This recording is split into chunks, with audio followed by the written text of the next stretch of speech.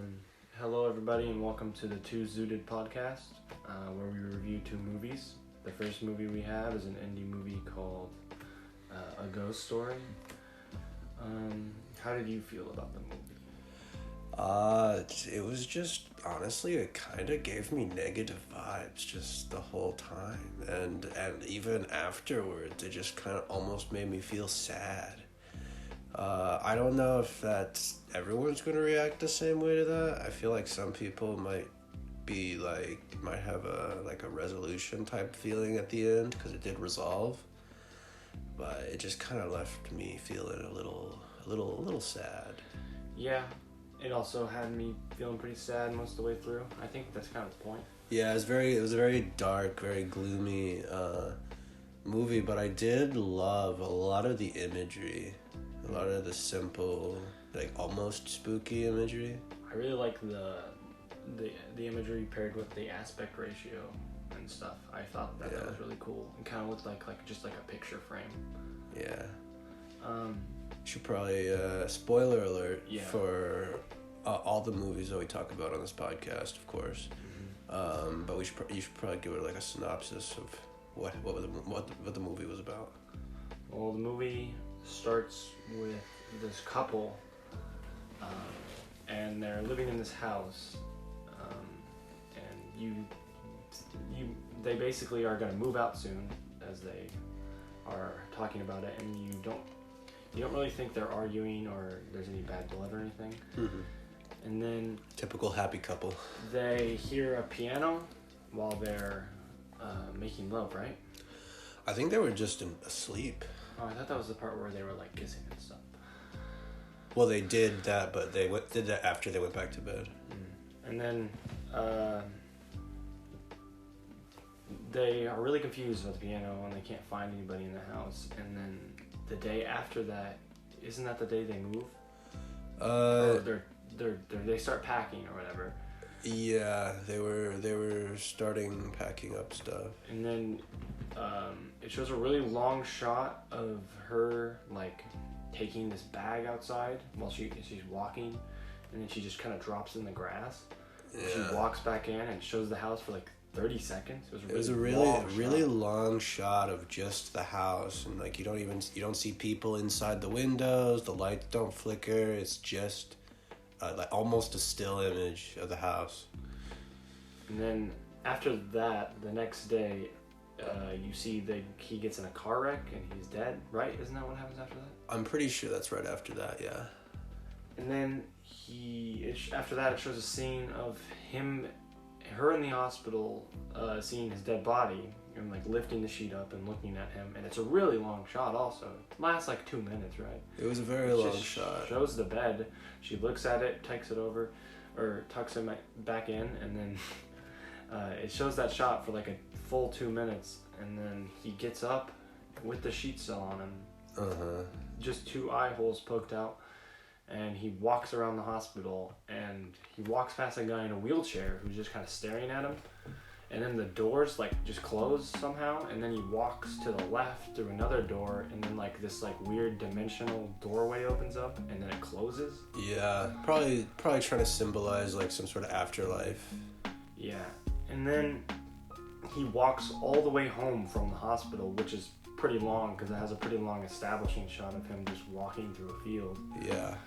And then he goes inside and he just sits in the house, and it shows this really long. Doesn't this last 10 minutes? Him just walking around the house and seeing what he's doing. Yeah, it's very long and very long shots, very long scenes where there's just not much happening of him just chilling in his house, but he's just standing he'd be just standing in a room staring at a wall or something for most of it, and then his wife, or he gets to his kitchen and he sees a photo of him and his wife, and then some more stuff happens and his wife ends up coming home, obviously distressed, and a friend, I think it was you find out later, the person that sold them the house, the realtor, brings her like a pumpkin pie, and she just eats it until she throws up. And like the actress actually ate the pie until she threw up. Yeah, you could see snot dribbling down her nose. Like it was really raw, really real, because it was like the scene of her eating the pie was like 5 minutes straight of her just shoveling pie into her mouth and like being upset. And then she dashes to a toilet and throws up. What happens after that? After that, they do the weird like time skipping stuff. Oh yeah, like he just stares at like the doorway, and she keeps walking through over and over again. Yeah. And she's wearing different outfits. Yeah, that's another thing I really found interesting about the movie. It was really hard to keep track of time, like relative time. I think it was just trying to show just how like confusing time was to him. Like Yeah. just nothing made any sense except for her. Like that was the only thing that made any sense was her. Yeah, I think showing his confusion definitely was a big part of it, because I think that was like based on like my interpretation of the imagery and everything. I think like the majority of the movie until the end, when they started doing that other time stuff, was just him very confused about what's going on. Yeah. Which I find very interesting. Later, his wife goes on a date with someone else. He gets angry, knocking a bunch of stuff over. I think his wife gets suspicious that maybe his ghost is in that house, because you see her write a note on something and then slide that note into a crack in the wall, and then which was weird, and then she paints over it. And then she leaves. She moves away. I'm just gonna sum this up, and then we can come back to talking points. But she moves away. Another family moves in. Everything's pretty normal for a little while. I think he's upset that someone else has moved in, because he kind of pulls a poltergeist and like throws a bunch of dishes all over the place and pretty much scares them out of the house. And then I guess like some, I don't know, party people, frat house type people move in. I don't think they moved in though. I think that they might have like just found the empty I house. think they might have found the empty house and put a bunch of shit in it. Just had parties. Maybe. But there was some... Because they trashed the place. There was some, like, philosophical guy there, and he was spitting some crazy nonsense, and I think that got to the ghost guy's head a little bit. And, so you see a bunch of other time stuff. You know, the house gets destroyed. The world moves on. It's like it goes into the future.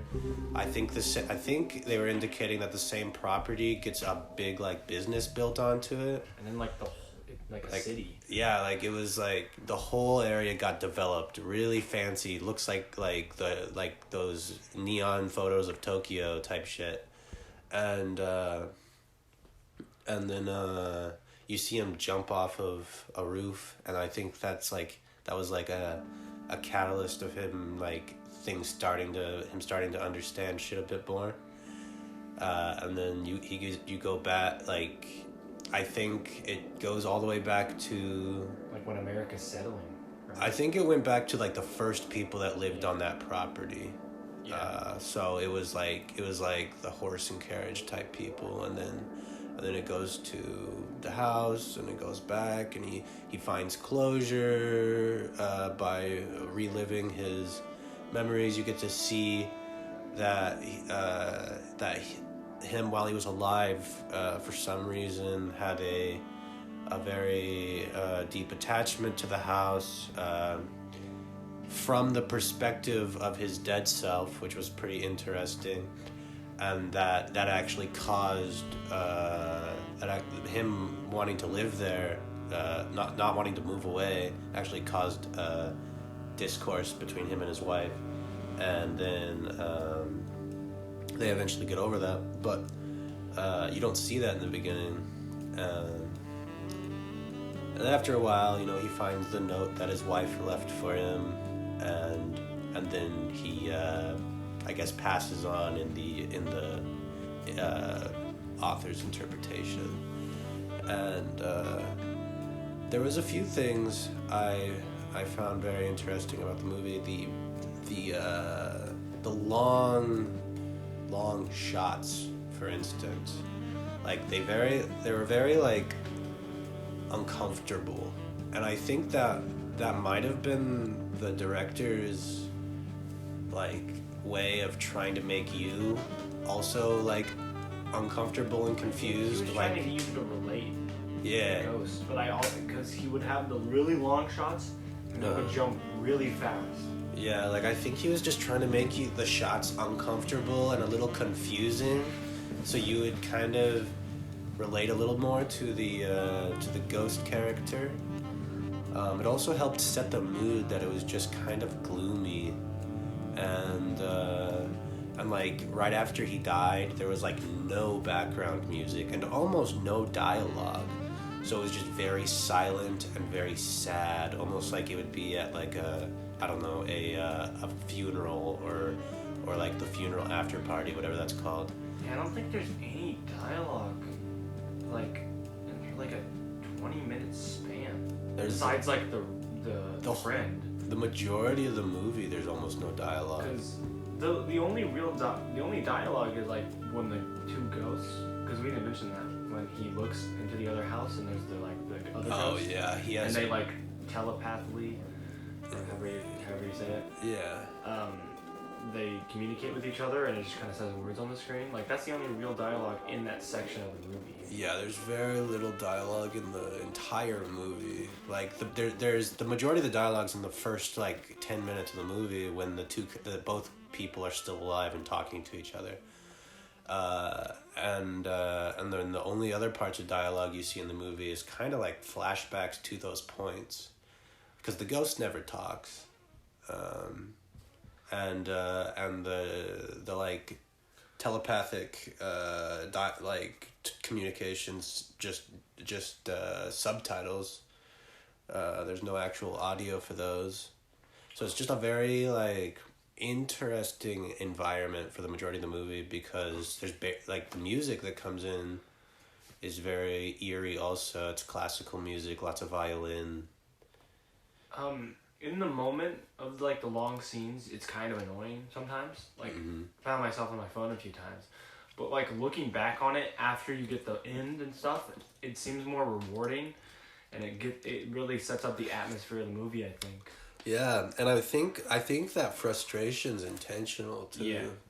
Because I think they're really trying to make you understand what that ghost is potentially feeling, because that's what I got from it, at least, was I felt a lot of empathy trying to understand what that might be like. Yeah, and it kind of gave like anxiety. Like I Yeah. never knew what was gonna happen. Yeah. There's no predictable moments really in the movie, which is a good thing. Yeah, it was very unpredictable. And Kesha was in the movie in the party sequence when the like people are throwing parties in the house. She's in the movie for about 15 seconds, but Kesha is in the movie. Yeah. Thank God. Thank God. Thank God we got Kesha in there. Yeah. I think the acting was really good though. Like it felt realistic in a way, like almost underacting. Yeah, I liked how the crying scene and the mourning scene wasn't so overblown like it is in a lot of movies. Yeah, like the wife, like she visibly looked like she internalized her feelings. And like also, usually when you like mourn or get over like a breakup, you usually don't cry right after I find. No, I usually, because I like when stuff happens to me, it usually takes a few days for me to cry. Like, yeah, it's usually that's just usually initial shock, and can cause just like denial and just shock and all these other adrenaline emotions that generally just prevent you from crying, anger, things like that. And some people just don't. Some people just vegetate for a long time. Yeah. And it just felt very realistic in how she mourned. Yeah, even the like side characters had good acting, because like the guy at the party who gave like the big speech, his acting was solid. Like it was pretty good. Yeah, it didn't seem like, it's yeah, he did a pretty good job of executing what he wanted to say. Yeah, and then of course most of the acting was just doing it with their body and their facial expressions, which I actually liked a lot. Yeah. Because you usually don't see that in movies now anymore. But one thing I did find really weird was just the time travel thing. The time travel thing was interesting. I wasn't. They didn't really hint that was like a possibility in the movie up until that point, because he had never gone back in time up until that point. It had always just been confusing time jumps into the future. At the end, also, he's standing and looking out the window, and then another ghost appears. Did you notice that? That's him. Yeah, I know, but like, how does that work exactly? I mean, it's just some time travel fuckery, man. Like, and the ending kind of reminded me of like a little bit of Pulp Fiction, because they leave you on the cliffhanger. Oh the yeah, briefcase thing from. Yeah. And because he reads the note and then he just collapses and you don't see what the note says. Yeah. Well, I mean, that's... to me, that would be pretty easy to interpret as, like, just something like, a last farewell, I love you, move on, that type of shit. I do I did like the ending. I thought that was cool. Yeah. Because I like being left on cliffhangers. I like that it left it on a cliffhanger and had closure at the same time. Mm-hmm. Because the ghost did pass on, but you didn't get to see what the note said that made him pass on. Another thing I really liked was when he wakes up after the construction is done. Like, it cuts back. And because I totally thought that he wasn't alive anymore. I thought he had collapsed and he was somewhere else. And I thought that was a good fake out, because I was like, oh, he's not in like the real world anymore, is he? Oh, yeah. Yeah, and I think it was done very interesting. Some of the shots felt almost like a commercial, like when it was in the like the big business building, the big panning shots showing off the building, like a fucking car commercial. That's super pretentious. Yeah. And let me pull up my talking points.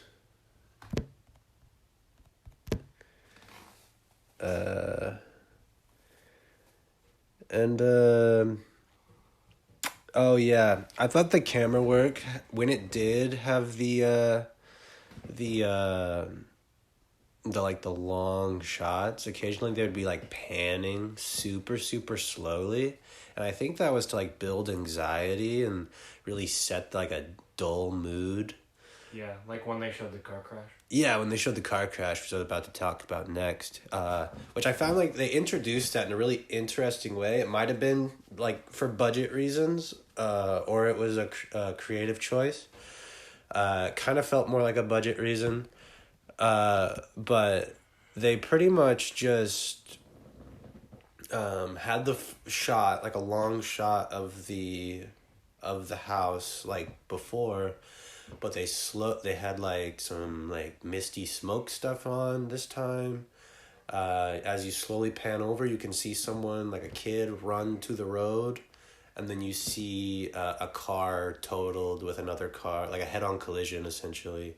But it's like already done. It's been there for like 10 minutes, and then you see another pretty much still image shot of the main guy dead in the driver's seat, which I find very interesting that was like the entire death scene. That was it.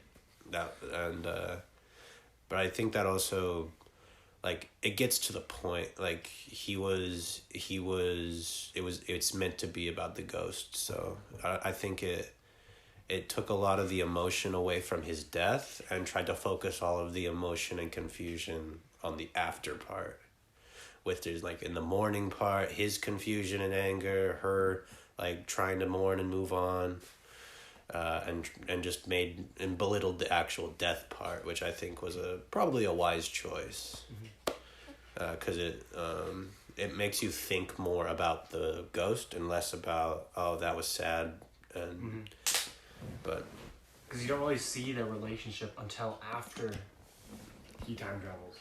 yeah, they had a very like simple relationship. I really like when movies do shots like that. Like, a lot of it kind of reminded me of some of the cinematography in The Lighthouse. Of course, The Lighthouse has much better cinematography because it has a bigger budget and I think it's a better concept for a film. But a lot of the shots did kind of remind me of some of the shots from The Lighthouse. Yeah, very artistic. Like they definitely. It's not like a normal blockbuster movie. They gave you like they didn't like just give you everything like a lot of like just popular action movies do. Like one of our English teachers once told me, give them 2 + 2, but don't give them 4. That way, and I think that like these types of movies really do that really well. Yeah, it's kind of like building a puzzle. Yeah, like you give them the puzzle, but you don't tell them how to solve it. I think that definitely gets the viewer or reader more engaged because they actually have to think versus just, oh yeah, that makes sense. Okay. Yeah, that's another thing. The other movie watched it too. Shaun of the Dead. Oh yeah. Because it really just kind of like gave you stuff. Like, gave you little hints of what's happening. Yeah. And didn't give you everything at once. Yeah. Makes you relate more with the character. Like, but yeah, I think the long establishing shots in the movie, like of them just doing mundane tasks sometimes, make the characters more relatable, and I think it puts you in the movie more. Yeah, it definitely gets you more invested because you have to like, I don't know. It's like you're solving a puzzle, so you're putting yourself in the you're putting yourself in the universe. You're trying to figure out what's going on, because humans are just curious creatures, and they're trying to build the whole picture, but it's hard because they're not giving you everything. Yeah, because in a lot of the shots, I would just find myself looking for stuff. Yeah. Just to see, like, one of the weird things was like the like weird like thing that would pop up every once in a while that was like multicolored and it had like kind of a body. Like you ever see that? Yeah, it was like the like light shining through glass type shit. It showed up like after he got the note and everything, like after he died and everything too. Yeah. It was I found that interesting. Like, is that I don't know if that's supposed to be him or I don't know. It was that was something I did think about, but I didn't really come up with an idea for myself, because it also had like the only other thing that was like multicolored like that was when like the door to the afterlife opened up and it was kind of all crazy multicolored. So maybe that was like supposed to symbolize like he's not supposed to be there right now or something. But another thought I had during the movie is, why do they only get connected to one thing or one person? Like, you think they have like families or something? Because like even the person next door was like, I'm waiting for someone, and then she collapses after she realizes that nobody's coming. So like, why aren't they concerned about like their family or something is what I want to know. Yeah, that's an interest. I don't know. It must just be like they're the most significant person in their life at their time of death. Yeah, maybe. Cause he didn't seem like a very smart ghost. He kind of just seemed like he was like like he seemed like he could interpret things and understand things, but he seemed like he was also just kind of running on autopilot. So, almost, well, brain dead, but, and so it's probably supposed to be like most significant person at the time of death, which would have been his wife, probably. Or maybe like the last person you think about before you die or something. Yeah, something like that. But yeah, and I went into the movie, like, kind of looking for things also, like looking for Easter eggs and little weird artistic, because I knew once it started, I knew it was gonna be like a high concept artsy movie, and so, you know, it was I was just kind of going in looking for shit. Also, I don't know if you picked up on this, but it felt like almost like different sections of the movie had different concepts, like trying to motivate the ghost to like move on and go into the afterlife. Like the party scene where the guy was talking about leaving a legacy, and then it cut to him, like it already showed like him as a musician leaving songs. They referenced Beethoven or somebody, and then in the flashbacks of him and his wife, they showed them not being that happy. They showed them arguing and stuff. So I think that kind of stuff would make it easier for him to move on from her, and stuff like that. And I think maybe that might have been another idea, but it might not have been. I don't know. What was I gonna say?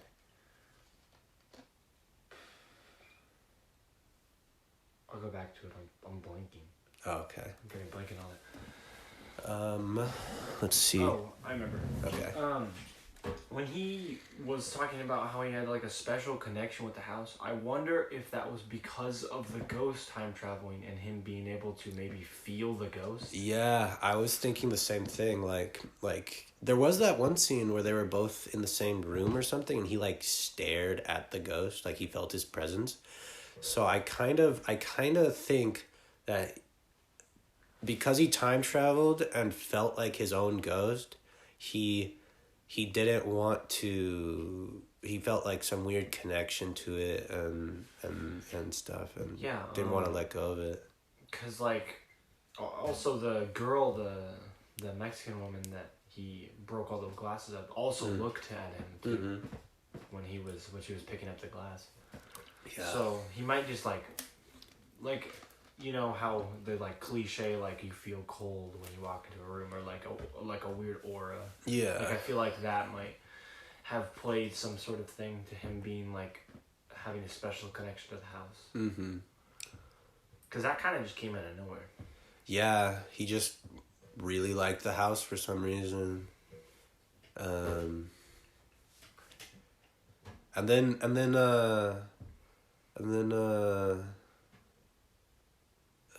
what was it?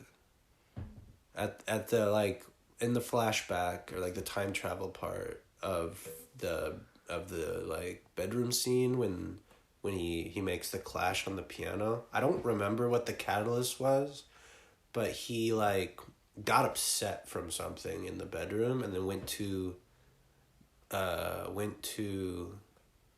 the piano and just like was frustrated and sat down, and that's what made the loud piano noise. And then directly after that is when his living self said, okay, we can move out. So it kind of makes me wonder if there was some like weird ghost powers or something trying to keep him like trying to keep it connected to the house in some way. But which, you know, kind of iffy. Is iffy. I don't know. There's some stuff in the movie that's a little iffy, but I mean it's It's more of a feel movie, I think. Yeah, and I mean, all this is interpretation. Yeah. Because it's a very high concept, artistic movie. I feel like there's ways to put things out to interpretation well. Like, I think The Lighthouse did that really well with, like, the final scene and everything. But I feel like if you leave too much of to interpretation, your movie can only be so good. The final scene, the final, like, 2 scenes of The Lighthouse, I think, really, really sold the concept that they were going for. And then the rest was, like, very high concept artsy parts. But, like, and then the last 2 scenes really put the rest of it together. And I will say, because it was like almost giving you 4 with the last 2 scenes. I will say the last scene in Ghost Story was really good when he just kind of collapsed. I thought that was really cool. Yeah. Because I thought we were gonna see the note, but then he just kind of collapsed, and I was like, that's cool. I like that. Yeah. That's a good ending. Yeah. But I would say, it's a pretty good movie. Like, how do you feel about it? I'm a pretty lame moviegoer. I like pretty simple movies, but I don't watch a lot of dramas. I don't watch a lot of high concept movies, but I did like it. I thought it was very artistic. If you're into dramas, like, at all, I think you'll like that movie, at least a little bit. I think you'll like parts of it. It is a little bit gloomier, and if you're not okay with, like, supernatural stuff, you might not like it, but I thought it was, at least, it wasn't even that supernatural. I think it was just more of a heartwarming idea. I did like the aesthetic and the way it was shot a lot. Like, I feel like those were the 2 things that carried the movie a little bit. Yep. Besides, like, some of the stuff that was kind of neat, like the whole time travel, like, could have been better, but it's kind of neat. And, like, the time jumps and the long shots, I feel like those were, like, the strong parts of the movie, where it was just, like, pretty much just, like, the looks of it. Yeah. That was it really conveyed a lot of emotions. That's true, because, like, if I had to give the movie as a whole, like an out of 10, I'd probably give it, like, a 7. Because if you really pick it apart, it's really, like, there's not a whole lot going on in the movie. Like, it's the emotions that carry it. Because like I said, there's almost no dialogue. There's almost no, like, real acting. It's just the sensations that you get from the like, the time skip like, it confuses you for a second, or the ghost, like, gets, like, like the poltergeist scene where he's, like, just raw emotion for a second, stuff like that. Those are the parts that keep you invested. It's not necessarily the acting and the characters and the shot. Well, the shots do, but another thing I wanted to mention about the shots is this might be a little more biased to me, but because I like spooky, like, art, but the first few, like, ghost scenes when he's, like, in the hospital, I loved those scenes a lot. I loved those shots a lot. Like, when he was walking down that green hallway and it's just the sheet over him, and I loved that type of shit. It looked like this type of stuff I'd see on Instagram, because I see that type of shit all the time. Yeah, I would describe the movie, it's like a lot of the movie, as photogenic. Yeah, it's very, very photogenic. It looks, the composition of the scenes are very intentional and very well done. Yeah. They got a good actor for the main lead. I can't say for sure, but I assume that it's the same guy under the sheet as it is the dude that acts acted out as I can't remember his name. I'd say the girl performance was probably the best, though. Just because of definitely. I mean, she acts a lot more. Yeah. She had to show off a lot more. She was the lead, honestly, for at least the first half of the movie. And my favorite shot was definitely the shot when he was standing, like, in the doorway, watching her keep, like, leaving over and over again. Yeah. I thought that shot was really cool. That was a really good idea. And, like, if I was the director, I probably wouldn't have done that. I probably wouldn't have thought of that. but I liked it. I also liked the shot, a little morbid, but the one where it's the body decomposing Oh yeah, over time, and then it like goes back into the house. Like I thought that shot was really cool. I liked that. I liked that a lot too. It surprised that scene also surprised me. Like when he went back in time to the like homesteaders, the original owners of the property. I thought we were gonna see a cabin being built, or something. They just all died. But then they just all died, and then you don't see a house being built. You just see it time skip to when a house is already there, which I find interesting. Yeah. But anyway, I'm running out of talking points on this movie. What would you say about it? Final notes.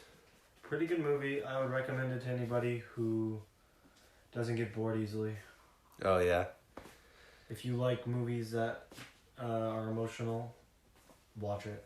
Because it's definitely a sad and kind of...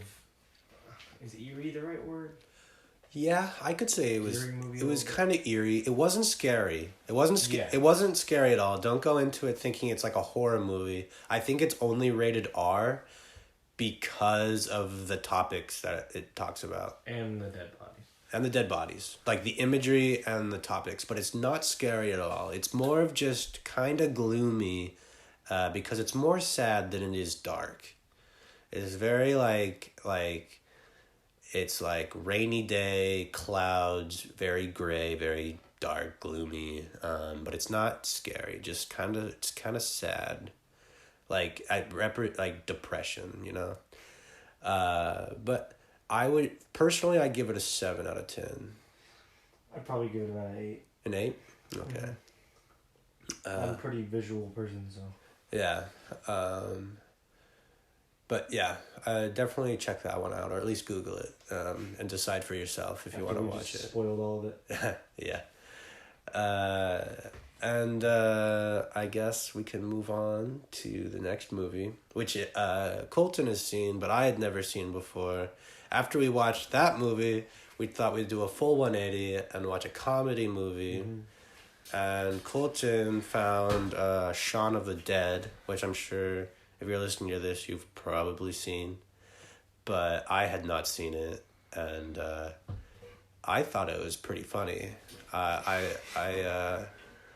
liked the type of humor that was in it. I also just really like the way Edgar Wright makes movies. Oh yeah. I like how he's just this boring guy who just lives everyday life, and he literally just doesn't notice the zombie apocalypse happening before him. I think that's a really funny idea. Yeah. And I like how they show they show things that are weird before, like him walking and yawning like in zombie, and then showing stuff in the background that's people looking like zombies, and then later it happens again, but they're actual zombies. I thought that was funny. Like the part where they're walking into the bar and the people are making out. I was laughing there because I knew that person was just getting eaten. Oh yeah, yeah, and I liked when all the little like you said Easter eggs they had hidden out, when he went into the store in the beginning of the movie and they had those newspapers and they had all the havoc and biohazard and stuff on the news headlines, which you had to read them pretty quick if you were to catch it. But I liked that it also got to the zombies pretty early in the movie. Yeah, and not too fast. Yeah, it left enough to build up characters. It gave enough time to build characters before the zombie apocalypse, because I feel like most movies and TV shows, just any zombie media that I've seen, I don't watch that much zombie media because zombies give me anxiety, but it's all post-apocalyptic already. You get to see this guy. He's like a survivalist. He's living it in the forest. He can kill zombies really well, but he might have been an accountant before. And I think this movie really is I'm glad that it showed like that process of them transitioning into like zombie survivalist It's like people. they show his everyday life once before the apocalypse and once after the apocalypse, which I really like. Yeah. And I like how Edgar Wright puts little stuff, like things in his movie that just make it fun to rewatch, because you just can like see that and be like, oh, I didn't notice that before. Like just like little details like, you usually notice like the biohazard stuff on the first watch, but like just like the person eating someone in the background and stuff. Mm-hmm. Like I really like that. Yeah. I mean, I kind of went into it looking for that kind of shit because I knew we were going to talk about stuff on the podcast, and the name, I knew it was a zombie movie because, Shaun of the Dead, it's making fun of that one movie, Dawn of the Dead? Yeah. Yeah, the original. Like this movie that has had like 5 remakes. Yeah. I actually have seen that movie. I think I've seen the original, but I've seen a remake too. That's just bad. I think I've seen the original. I saw a remake where they're in a mall, and it was not good. I have not seen that one, but I think the comedy was pretty good. I liked how fast paced the scenes were. Yeah, I feel like his Edgar Wright movies don't have like the jokes that are the funniest. Like they're not like really funny jokes. He just keeps hitting you with like a lot of jokes. Except for in like Scott Pilgrim, there's a few jokes that make me laugh really hard, like the one where he jumps out the window and stuff. Yeah. But this movie is usually just like quick, just witty stuff over and over again that kind of gets like a little bit of a chuckle in it. So it's really entertaining, and it's paced really fast, which I like it cuts, like it's very aggressive cuts. Like there's not a lot of like flows into the next scene, but I think that kind of adds to the humor.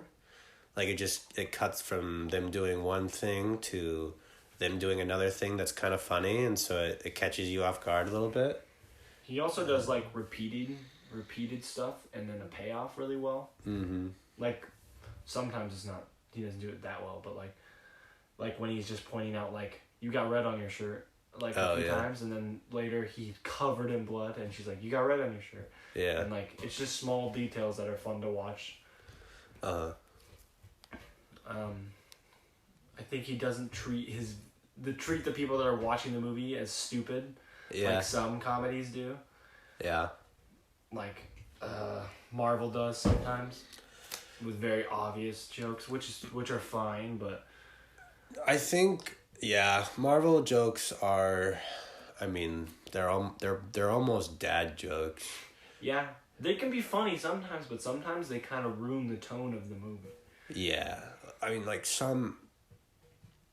most of the Marvel jokes that I can think of are like, they're all right.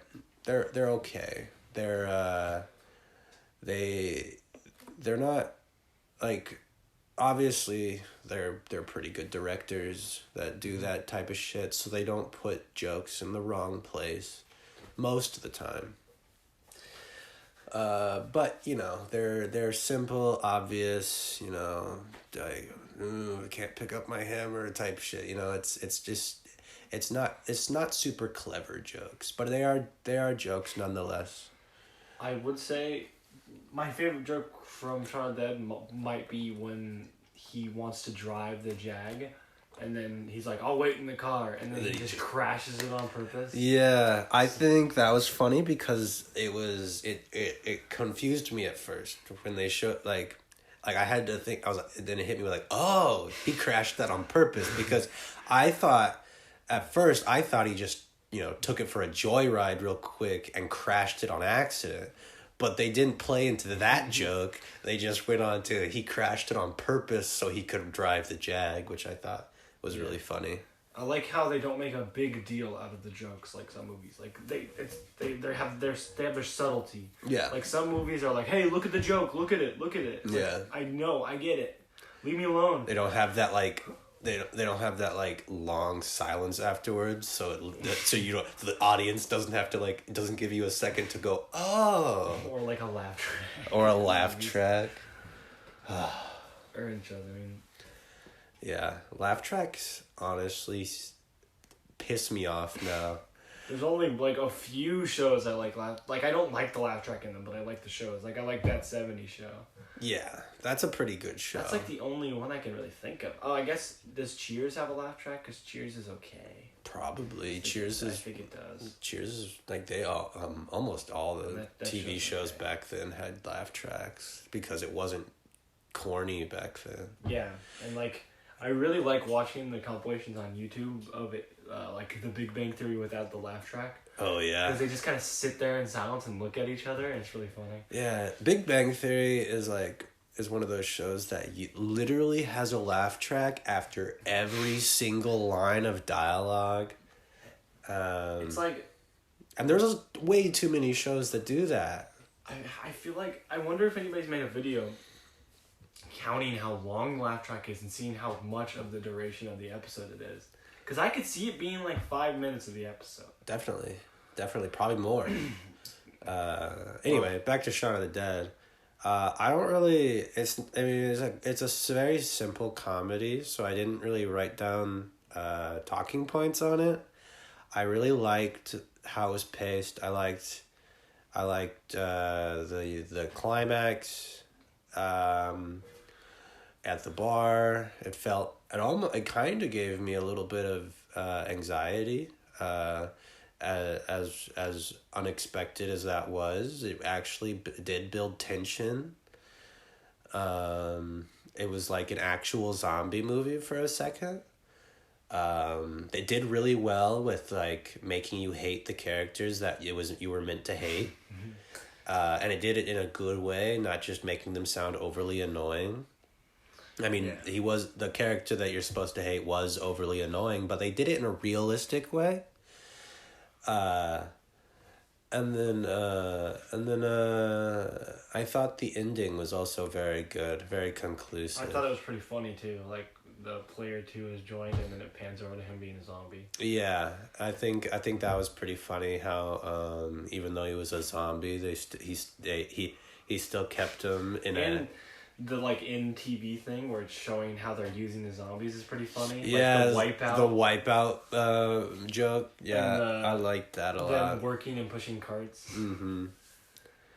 Yeah, I thought all that was pretty. It was, and I liked that it showed shit like that. It didn't just end like happy ending type stuff. It showed like, okay, this is how the world's dealing with a deadly virus that's turning people into deadly zombies. Yeah. Which, I mean, I couldn't say that's that realistic, but it could be. Not in America. Yeah, I feel like people actually getting the zombies under control too and it not outbreaking so much is way more realistic than most movies. But I know that the movies have to do that to get their premise. So I don't care. Because I liked that it did that though. I liked that because that's something that's always kind of I hate the hopeless endings of zombie movies where it's just like, yeah, we're gonna hunker down for the rest of our lives. Whereas this movie, it's like, yeah, the government just caged up all the fucking zombies like they would do in real life, most likely, unless something went horribly wrong. American government. But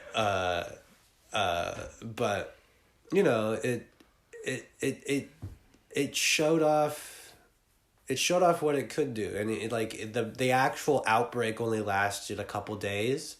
And then by then, the majority of the zombies were round up and locked up. And then they weren't all executed, which I don't think they'd be able to do in real life anyway, just because of, human rights or whatever. There'd be a lot of political problems with that. So they found other stuff that it felt as small brain as the movie felt. It also felt kind of big brain at some points. But that's, it was Shaun of the Dead. It was pretty good. I personally like Hot Fuzz more. Hot Fuzz? And I haven't seen World's End. I don't remember much from Hot Fuzz. I remember watching it with you a while ago, but I don't remember a whole lot. I think it's a better movie, personally. I think it's more interesting. I think I remember thinking it was more funny. And I haven't seen World's End yet, and that's I don't know if it's the last movie in the trilogy, but it's like a trilogy of films made by Edgar Wright and Simon Pegg and the other guy. I don't remember his name. But I'm waiting to watch that with some other people. Okay. But yeah, I'd probably give it a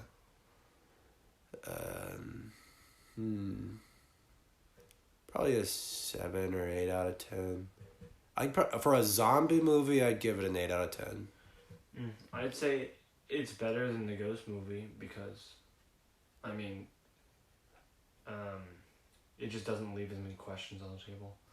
Yeah, I like that sometimes. It's a fun movie. It's a fun movie, and that's all I really need out of a comedy. So.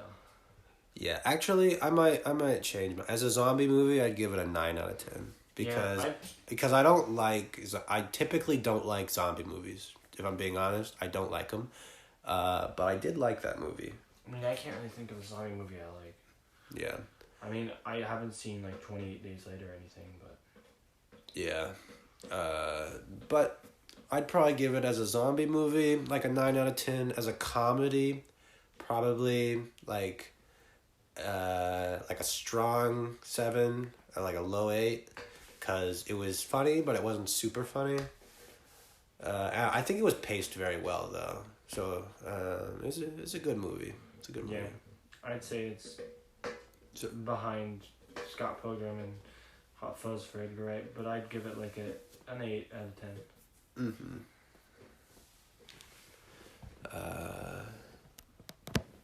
Is there anything else you want to talk on? Not really. All right. Okay.